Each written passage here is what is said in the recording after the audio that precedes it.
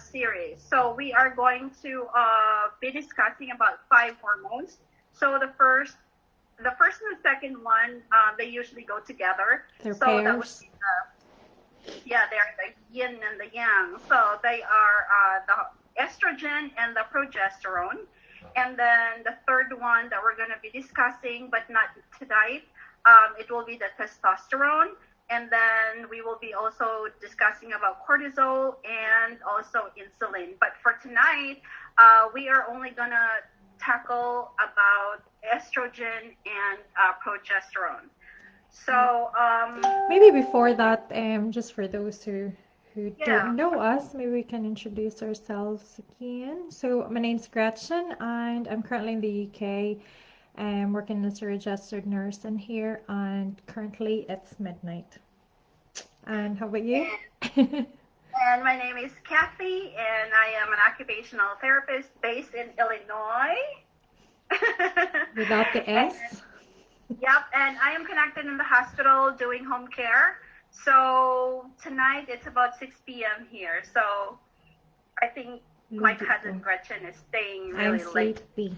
Just, Okay. yeah, just to discuss this Yes. hormones. But it is very important for us to share this knowledge to everybody, especially to women, so we can empower our health in general. Because I believe that not everybody knows about what the influence of our hormones are in our body, and so that's why we came up with this, or we come up with this idea of sharing to you guys, because I am doing a webinar, like a virtual learning, an hour or so, but I think doing it, Little bits and in pieces. yeah, in clips would be really good. Mm-hmm. So, Yep. to begin with, hormones, they are the messenger of our body, and they are responsible in your regulating our bodily functions. So that's why it is very important for us to know them, because they regulate our daily activities, and they carry they're responsible in circulating our body too. They are part of the circulatory system, right? Yep, Cousin? indeed. Yep. Yep. So today we will be discussing about the two very common female sex hormones, which are the estrogen as well as the progesterone. You probably heard about this, but we're probably just going to discuss more of the functions, especially on what's their effect on us as women, most especially women. We do understand that men have, like, for example, the estrogen, they have a little bit of the estrogen levels in their body as well, but it's high on us because it's important for us females, so that we have development of our female sex characteristics and all, which I'll be discussing in a second. Okay, so this too normally comes in pairs, and it's sometimes very important for them to be balanced as well, same as the other hormones in the body, because an imbalance in these hormones can also lead to not very good effects as well. So Kathy has already done a video about the reproductive system, anatomy of the reproductive system, and she has her props as well, so you can just maybe we can show the link as well later on, but she'll probably help us as we go along, just for you to understand what we're discussing at this time. Okay, hold on a second. Now, so estrogen, again, estrogen and progesterone are two female sex hormones. Okay, so there are 3 types of estrogen, but I'm not going to go into details of those types. Okay, so we're just going to try to simplify these things, especially for those who doesn't have any medical backgrounds, and at least you can all relate with this one. Right, so they both work together. The 3 of the types of estrogen works together to promote a healthy development of our female sex characteristics during puberty, as well as to ensure fertility in the future. So in the puberty, as we grow up, what are the things that would develop? So we have our breast development, okay, and we also have the distribution of fats in our hips, in our thighs, in our legs. So those are part of the female sex characteristics as well.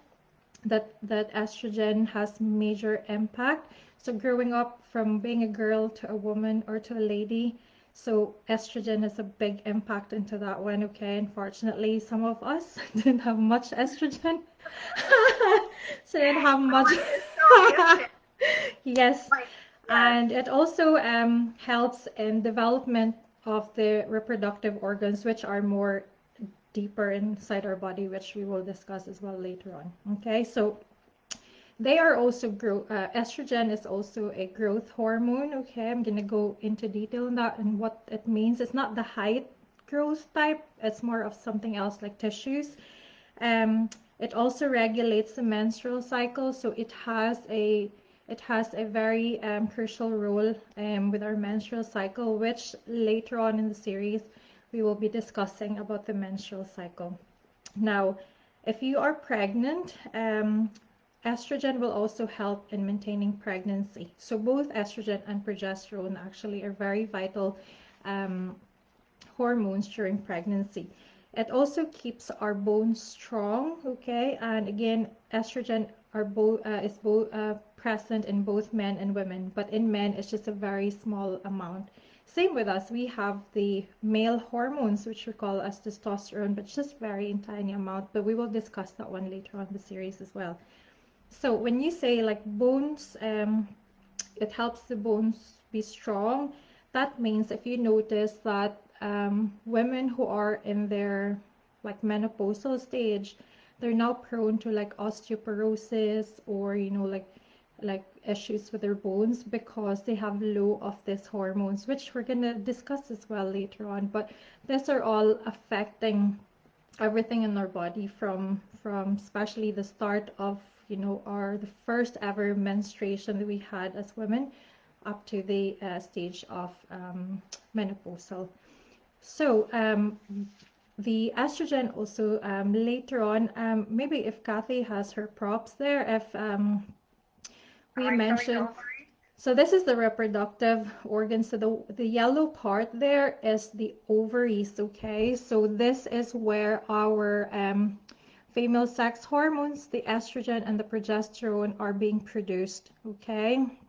Mainly. So estrogens are mainly produced here, but it's also produced in another like endocrine gland, which we're going to discuss as well later on. But one of the main producer of estrogen is the ovaries. And so from the ovaries, okay, we have the fallopian tube, which is the tube that connects the ovary towards our uterus. So the uterus is where the baby stays when it's growing. Okay, so that's the uterus, the one in the middle of the white thing. So that's the opening. Well, that's the inside of the uterus. Now, Kathy has really emphasized about the endometrial lining inside the uterus, because estrogen has an impact in the endometrial lining. Okay, so like in preparation for pregnancy, the estrogen will help thicken the endometrial lining. That's the inside lining of the uterus. Why is that? That is to prepare for pregnancy, okay? Because you need to thicken the walls of the uterus so that the egg, the combination of the egg and the sperm, which is what we call fertilization, will then implant in there. If you've heard about the word implantation before, that's why it's very important that they have the endometrial growth. That's why it says like it's a growth hormone as well, okay? So it also estrogen is also very important in development of the female secondary sex hormones, which are the ovaries, the fallopian tube, literally that one that Kathy is holding, the uterus, as well as the vagina, okay? Even the vulvar area, the vulvar area is like the opening of the vagina, call it vagina, the vagina. So yeah, so that's the opening there. So estrogen helps in the formation of the vulva as well. And I don't know whether you're aware, but different women have different, your vulva is unique in every individual woman, okay? So that's because of also the estrogen development in their body. All right, so again, estrogen and progesterone there are necessary to prepare the uterus for pregnancy, as well as they're also involved during menstruation. And again, we will discuss that one later on in depth during the menstrual cycle, okay? But the hormones are all triggered by the brain, okay? So everything that the body feeds to the brain, like, oh, we need this one. So the brain will then send signal to release those hormones, just in case you're wondering. So brain will tell ovaries, oh, ovaries, you need to make more estrogen because we're low in estrogen, or ovaries, you need to make more progesterone because we're at this stage already that we need more progesterone, okay? So progesterone is actually one of my favorite hormones, okay? So it also helps in increase in progesterone helps in the implantation. That's what I was mentioning earlier, where the fertilized egg will then implant into the endometrial lining of the uterus for future if you're to become pregnant, okay? So the baby will then go in there. I mean the embryo. So low levels of progesterone will then cause those endometrial lining. Remember that the estrogen has thickened the endometrial lining. Now, the progesterone, if it's low in levels, it will shed off those part of the endometrial lining that thickened. Okay? But if it's high in level in progesterone, that means it will maintain the walls in preparation for pregnancy. Okay, so again, that's what I was saying, that they have vital role in menstruation as well as during pregnancy. Okay, so I hope that is clear. And progesterone as well helps decrease hot flushes and vaginal dryness. It helps in fighting fatigue in the body, and also it helps improve mood as well as sleep. It alleviates skin dryness, so you'll have lovely skin when you have good levels of progesterone. It also helps in thinning of the skin as well as the wrinkling of the skin. It prevents the loss of bone density, and then it also fights weight gain. So those are really very good functions of the progesterone, but that's why it's very vital to, I'll tell you later on actually the difference of the functions of estrogen and progesterone, because they actually balance each other. They're kind of opposite sometimes with their, they help each other during pregnancy, but during the normal cycle, of our menstrual cycle, they normally would actually just balance each other, because if you have too much estrogen, it's not good for you. And if you have too much or too low of progesterone, it's also not good for you. Okay.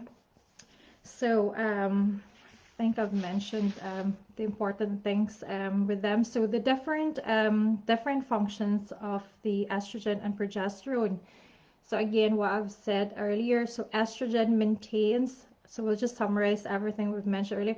So estrogen builds up the uterine lining, so that's inside the uterus, okay? And then the progesterone will maintain the uterine lining in preparation for pregnancy. And if there's no pregnancy that will happen, there will be now low level of progesterone, so those endometrial lining will then shed off, and that's our menstruation. So if you notice, there's like clots and all type of thing. Those are the endometrial lining shedding off during menstruation, okay? Now, estrogen increase body fat, while the progesterone helps in using the body fat. So it helps use the body fat instead of building it up, okay? So they're opposite in that as well. Too much estrogen as well can cause headaches, depression, as well as migraine, while the progesterone is an antidepressant. So that's why if you notice those who are on pills, these are the side effects of those who are on pills, because they tend to have more high on estrogen and there's no progesterone, because that will just stop ovulation just so that you don't get pregnant. That's why some of the effects of those who are on pills will be like headaches, migraines, or depression, mood swings, something like that.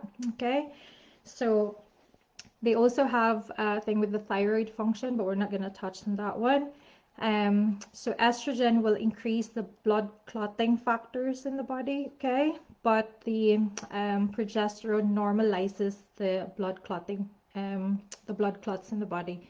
So that means when you have too much estrogen, you have to also be careful that you might be at risk of having blood clots in the body, which can lead to eventually like heart attack, or there's thing in the veins of your brain or in your heart or in your lungs, because those clots would clog on those vessels. Okay, so estrogen also decreases libido and progesterone increases libido. You might want to know that one. And the estrogen will impair the blood sugar control, so that means your blood sugar control may be everywhere, okay, which Right. that will also be discussed later on in our series. It will be Yeah. under insulin, while the progesterone will regulate the blood sugar levels. Now, this is one thing that we're highlighting a wee bit. It's about cancer, which we will show you a video clip after this. So estrogen then increases the risk of endometrial lining, while progesterone protects from endometrial cancer. Did I say risk of endometrial cancer for estrogen? And progesterone is it protects the endometrial lining from having the uterus from having endometrial cancer.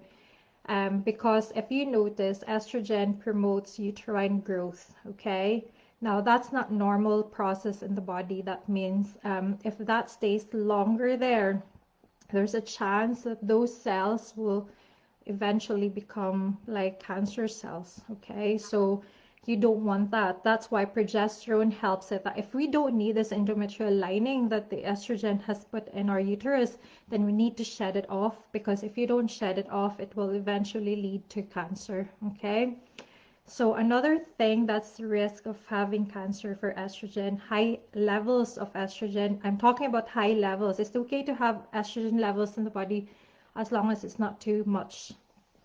So it increases the risk of breast cancer. Again, it's the same principle with the uterine lining. It increases the tissues there. Okay, so that means it shouldn't be there, and then eventually there'll be a risk of having those cells to be cancerous. While progesterone is probable prevention of breast cancer. So again, those who are taking pills for long term, I'm not saying they will have breast cancer, but they're higher risk of having breast cancer just because of that effect. Okay, so I'm actually happy. I don't know if anyone's watching for any questions as we go along, okay? But yeah, they're very vital in molding us as women, both physically and internally, isn't it? Yeah, so yep, I'll pass you back to Kathy. Yeah, and I would like also to add that we have mentioned about the estrogen and the progesterone that they have to be balanced. So the reason why there's a possibility that we are development of the cancer in breasts and in our uterus is that we have to remember again that estrogen is responsible for carrying and the growth of our reproductive organ and our breasts. That's why most of the cancers, hormonal based, it's usually either in the uterus or in our breast. Even in ovaries sometimes. Yeah, even in ovaries too. And these hormones, they get metabolized in our liver. So with that being said, we also need to have a healthy liver. Mm-hmm. So whatever is the excess, we're just eliminating it. And sometimes if our liver is not working great, it'll just go back to the system and it is going to hide either in our breast, in our fatty tissue in our breast, or in our uterus, reproductive organ. So it is very important to have a healthy liver So at the same time, we're balancing our It helps balance the hormones in the body. yeah, Yeah. yeah. And So oh, yeah, go ahead. yeah, my cousin mentioned that estrogen is like a growth hormones, and progesterone is like maintaining it. So it's like estrogen is building a house, while progesterone is like maintaining it, decorating Housekeeping. it, making sure everything is, yeah, Yeah. everything is in Make sure control. everything's in place, make sure everything's right. Yeah. Yeah, And and also, I mentioned that these hormones are mostly produced in the ovaries. So you've probably heard, or even yourself probably have the surgery of removal of the ovary. It's okay to probably remove one ovary because you still have another working ovary because there's two ovaries in the body. But if both ovaries are removed, yeah, so that means, two of ovaries. course, there's not much production of this hormone, so you will then have hormonal imbalance, which eventually will give you all these different symptoms. So that's why others who have removal of their ovaries will then go for a hormonal replacement therapy. Yeah. Hmm. Yeah, because it is very important. And I would like also to emphasize there's a quote here from Dr. Felice Gersh. She's a globally renowned expert in women's health based in California. And she really said and emphasized that estrogen is the unsung hero of female well being, because estrogen is life. You know, we already know there's so many roles of estrogen in our body, Mm-hmm. which is primarily known for the menstrual cycle and pregnancy, regulating brain function, health of our urinary tract, heart, blood vessels, GI tract, immune system, bones, breasts, skin, hair, mucous membrane, and pelvic muscles. So sometimes I'm going to take an example for female with breast cancers. Um, they're undergoing chemotherapy, and or they're having hormonal treatment. So Mm-hmm. what it does, since there's so much estrogen in the body, it tries to suppress the estrogen production, so it can affect the cognitive function. So sometimes I'm one, well, I don't have cancer, thank goodness. But I am one. Well, I have a brain fog. Like, where did I put my keys? So, like, Mm. before going out, where's my keys? It's always the keys, because I'm going out and I have to go somewhere. Where's my keys? Mm-hmm. And then, so yeah, I can feel that when I am in my menstrual cycle. I can really feel like I'm just having a brain fog. Yeah, because I think with the menstrual cycle, that's when our hormones are just all over the place, isn't it? Yeah. And actually, since we have mentioned about I know you mentioned about the three estrogens. I Mm-hmm. think it's good to mention them, just Yeah, for everyone to know that I know collectively we have estrogen in our ovaries, but there are actually three three types. major Yeah, or estrogens. I know there's identified more than 15 forms of estrogen, but the the three main ones. I would like to mention. So they are the estrione, which is called the E1, which takes over from estradiol as the dominant estrogen in postmenopausal women, and is sometimes elevated when younger women experience what is known as primary ovarian insufficiency or early onset of menopause. So um, I am not sure if you've heard anyone about, like, friends of friends. Sometimes they already have or undergo a menopause before reaching Early. the age of Mm-hmm. 40. Yeah, so Mm-hmm. this is responsible for doing that. And the estradiol, the E2, this is predominant in females of reproductive age who are not currently pregnant. So it aids in cyclic release of eggs from the ovaries during ovulation. And you've also mentioned that too much estradiol or estrogen in relation to progesterone is often linked to heavy periods and premenstrual syndrome. So, um, this is like the dominant, this is like the main Mm-hmm. estrogen in our body. And for the other one, the estriol, it's the weakest of the three. It is usually released in large amount from the placenta during pregnancy. Pregnancy. So Yeah.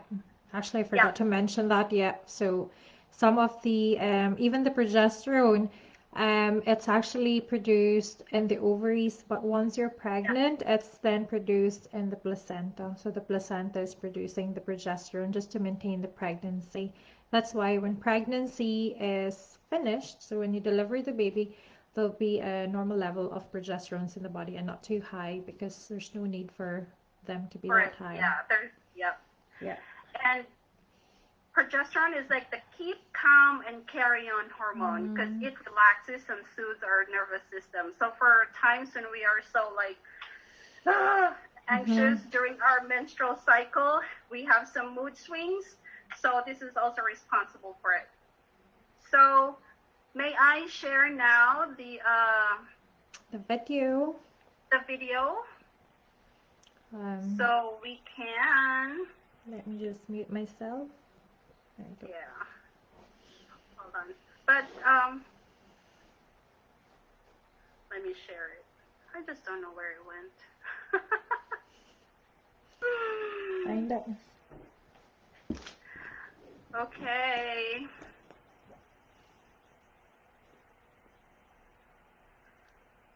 Share computer sounds. Are you still there? Mm-hmm. Yep, I'm in here. I'm too excited. I've already mute myself. Don't mute yourself yet. So hello. Somebody said hello, ladies. Yeah, if you know there are any. Madge. I Um. think it's your friend. Oh, And any. my mom's watching. Good morning. I'm watching. Hello, mommy. I know mom said, are you not gonna sleep yet? Like, no, not really. Okay, so here we go. I'm gonna share it now. Okay, Can you see it? not yet. It's probably loading. Or screen sharing, yeah. Yeah, that's How it. about Yeah, can see your Jurassic Park. In humans, you can find signs of cancer in ancient specimens. Physician and scientist Siddharth Mukherjee calls cancer the emperor of all maladies in his Pulitzer Prize-winning History of the Disease. Around 400 BC, Hippocrates, the Greek physician known as the father of medicine, is said to have first given it a name, carcinos. Why was it chosen? Why that word? So the word comes from crab, and there was something about tumors as they sent their fingers or fingerlings into the body. They looked like the legs of a crab sort of dug underneath the sand. But the earliest reference to cancer can be found about 1,000 years earlier, here on this ancient Egyptian papyrus. As for treatment, it says, there is none. In fact, it's not until the arrival of anesthesia in the mid-19th century that surgery became a viable option. Who would have thought you could open up a human body, take out an ovary that may have been involved with cancer, and sew that human being up again, and they would come back to life? This was an amazing advancement. How many labs are there around the world doing cancer research? Well, I would say hundreds. I mean, this building itself. Mukherjee, who conducts research and treats patients at New York's Columbia University Medical Center, says by the beginning of the 20th century, X-ray technology would give rise to the very earliest form of radiation treatment. And the use of toxic chemicals to kill cancer cells, what's commonly called chemotherapy, was a 1940s development. The dream was to invent a chemical that would kill the cancer cell but spare the normal cell. The problem is that cancers evolve out of normal cells. They are very close cousins. This woman has cancer of the cervix. To treat it, Still, given that potential therapies were often as fearsome as the disease itself, a cancer diagnosis came to be cloaked in secrecy, even shame. When my mother was surviving cancer, it was literally unspeakable. Yeah. What changed that? You couldn't shove it under the carpet anymore. We saw our children dying from it. We saw our parents dying from it. It had to be a public word because otherwise we couldn't have a conversation. How can there be a war on something you can't name? Which brings us to 1971, when President Richard Nixon did in fact declare war on cancer. I sent a message to the Congress the first of this year, which provided for a national commitment for the conquest of cancer. The war on cancer grew out of a particular optimism around cancer in the late 1960s, early 1970s. Remember, human beings had just walked on the moon. Why don't we cure cancer in 10 years? It was thought very doable. It turns out that optimism was premature. Key was the realization that a patient's genes could, in effect, be calling the shots. What tells a cell to stop growing or start growing in the first place? The idea that sitting at the center of the puzzle was genes. That was a huge leap, because all of a sudden you had a framework to understand cancer. Once researchers began to understand cancer's mechanism, more clues started to fall into place. And the Human Genome Project, completed in 2003, led to development of still more treatments, among them individually targeted immunotherapy techniques. And where are we in the timeline or the arc? The problem remains, how do you target, how do you kill the cancer cell while sparing normal cells? That was a puzzle in 1920, it was a puzzle in 1970, it's a puzzle in 2017. We have more tools now. Many, many more tools. Yep. There are many, many more tools, but until now we are still fighting this cancer. But for now, at least knowing this step by step, baby step, women's health, we can try to be healthy. Yeah. Knowing all this, especially that hormones plays a very important role. Yeah, and also early detection is always the best, you know. I know that prevention is better than cure, but again, early detection is still better than, you know, wait for later on. Yeah, and the doctor mentioned that nobody speaks about this, and how can they address if no one is, exactly. about this? So it's good that we are starting this women's health page and group, so we can help distribute information for all the women and just for everybody in general. Yeah. So yeah, it's just really to help disseminate information, give more information about this, because not many talks about this unless probably you have your own experience. So absolutely. Yeah. Yep. So this is all that we have to talk about tonight. And please join us in our Facebook group, Let's Talk Women's Health. So, you know, we also have, if you have something to discuss, that would be more intimate there, or not intimate, but, you know, have more privacy. Yeah. And keep sharing our page and our groups to all your friends and families who you think you can benefit this. Yeah, I think what Kathy was saying is we have a group, we have a page, and we also have a group, so that if you just want to open up into a more like smaller group with more privacy, more, you know, confidentiality, then you can always share to us there any experiences, and there will be no judgment or whatsoever. Okay. No judgment. Freedom, free world. Thank you. And good morning from this part of the world. Good morning, good evening, and good afternoon. So yeah, you can always look back to this video in our page or in our group. And if you have some questions, please put that in the comment section, and we will be here to help you answer if we can. Yep. All right. Thank you. Bye.